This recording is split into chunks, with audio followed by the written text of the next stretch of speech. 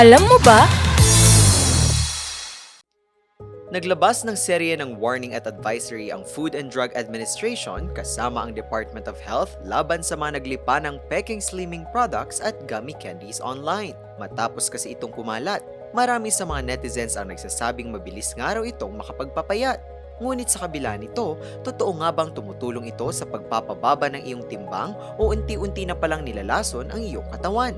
Ayon sa World Health Organization kasama ang FDA, ang mga peking produktong ito ay madalas haluan ng mga ipinagbabawal na sangkap. Ang isa sa pinakamapanganib na halo rito ay ang medisina ng ephedrine. Ang chemical na ito ay gumagana sa pamamagitan ng pagpuwersa ng iyong puso na tumibok ng napakabilis upang pikein ang iyong metabolism. Dahil dito, inaakala ng iyong katawan na ikaw ay nagpapakapagod kahit nakaupo ka lang, kaya nagsusunog ito ng fats at enerhiya ng hindi natural. Ang nakakatakot pa rito, kahit nakikita mong bumababa ang iyong timbang, ang mabilis sa tibok ng iyong puso ay nagdudulot ng matinding high blood pressure at dehydration na maaaring mag-trigger ng biglaang heart attack, stroke at pagkasira ng iyong mga kidney nang hindi mo namamalayan. Kaya naman ang advisory ng DOH ay isang seryosong babala para sa lahat.